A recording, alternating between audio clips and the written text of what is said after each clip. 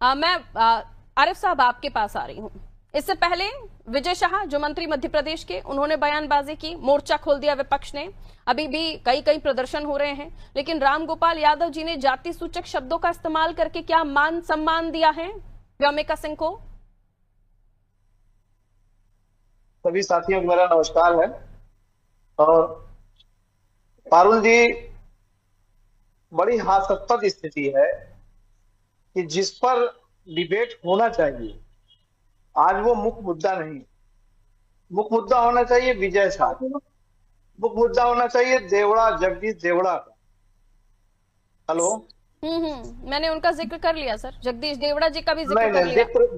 जिक्र ऐसे नहीं होगा। जो उन्होंने कहा है वो ठीक अभी दिक्कत तलब तो इन दोनों के बयानों से अच्छा बयान है क्या? मुझे ये बताइए। हाँ बिल्कुल, मैं उसको साबित करता हूँ। मैं साबित करता हूँ कि रामगोपाल जी ने कोई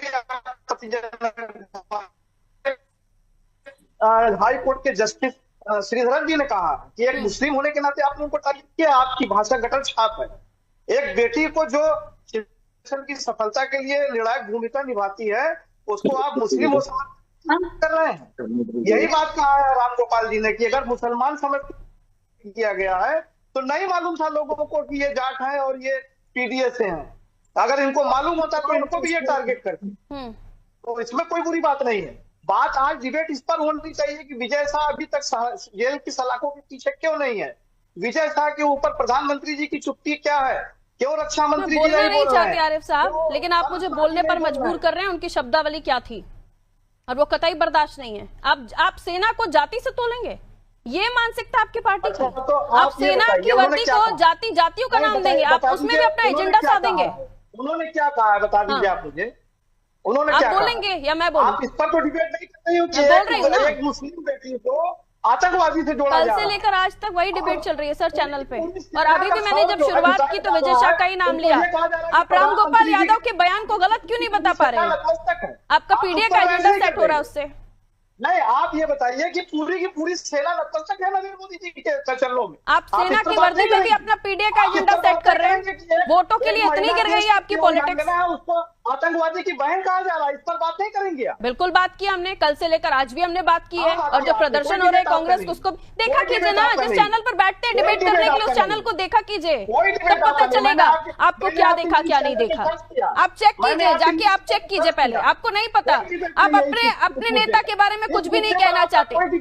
आपकी मानसिकता पार्टी की ये हो गई है कि आप देश की सेना की वर्दी पर आप राजनीतिक वोटबाजी कर रहे हैं।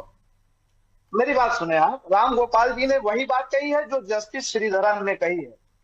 उन्होंने यही कहा है कि मुस्लिम समझ करके उनको मुख्य धारा से अलग करने के लिए भारतीय जनता पार्टी एजेंडा चलाती है। आप उसके बाद क्या भाषा का इस्तेमाल कर रहे हैं। उसके बाद क्या शर्म आनी चाहिए। उसके बाद क्या कहा रामगोपाल जी ने, वो बताइए ना। अपना बयान जो सधरा है वो साध रहे हैं, पूरी लाइन नहीं बोल रहे हैं। क्यों नहीं हुआ आपने पूछा सरकार से कि विजय शाह गिरफ्तार क्यों नहीं हुआ? अभी तक वो पद पर क्यों बना हुआ है? आम गृहणी पूर्व मुख्यमंत्री शिवराज सिंह जी की पत्नी को कमेंट करने वाला तो निकाले बीजेपी उनको बाहर। मैं पूछ लूंगी प्रमोद मिश्रा जी से भी, उनका बयान बुरा और आपका बयान सत्यवादी हरिश्चंद्र का नहीं हो जाता आपकी पार्टी के नेता का? आरिफ जी, आपके नेता ने भी उतना ही शर्मनाक बयान दिया है। नहीं, कितने आप मीडिया की चापलूसी करेंगे आप सरकार? ये देश के संविधान में अपमानजनक जाति सूचक शब्दों में उपयोग होता है। SC, ST, अनुसूचित जाति जनजाति अत्याचार निवारण अधिनियम के तहत आता है सर। ये हमारा संविधान कहता है कि किसी भी देश की बेटी को आप चमार नहीं कह सकते। शर्म आनी चाहिए आपको। उस पर आप बहस करें। और अपने नेता की बात, आपके नेता की बात बिल्कुल अच्छी हो जाती है और दूसरी पार्टी का नेता कहता है तो वो गलत हो जाता है। आप भी उतने ही गलत है आरिफ साहब, आपके नेता भी उतने ही गलत हैं। गंदा बोलना बंद कीजिए सुजीत जी।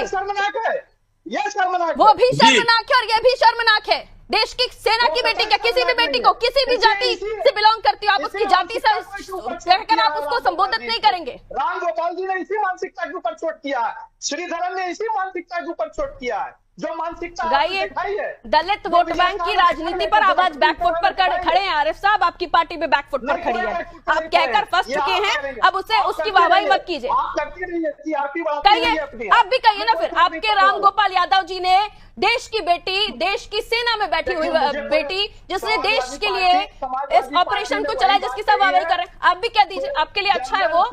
व्योमिका सिंह को लेकर उन्होंने जो कहा वो आप भी कह दीजिए, मैं मान लूंगी, भारतीय जनता पार्टी, मैं मान लूंगी। अगर आरिफ साहब जो राम गोपाल जी ने शब्द जाति सूचक शब्द इस्तेमाल किया, अगर वो सही है तो आप भी कह दीजिए इस चैनल पर, मैं भी डिबेट क्लोज कर दूंगी, अभी डिबेट क्लोज कर दूंगी मैं, अगर अभी आप कह देते हैं। नहीं कह पा रहे ना, नहीं कह पा रहे ना, गलत है इसलिए नहीं कह पा रहे, गलत है इसलिए नहीं कह पा रहे। कहते हैं सुजीत जी, ये मानसिकता आप खुद नहीं कह पा रहे हैं, आप अपने नेता को सपोर्ट कर रहे हैं, आप खुद नहीं कह पा रहे हैं। मैं बीजेपी से पूछ लूंगी, बीजेपी से भी पूछ लूंगी, वो भी यही बैठे हुए हैं। सुजीत जी, जातिवादी राजनीति में इतने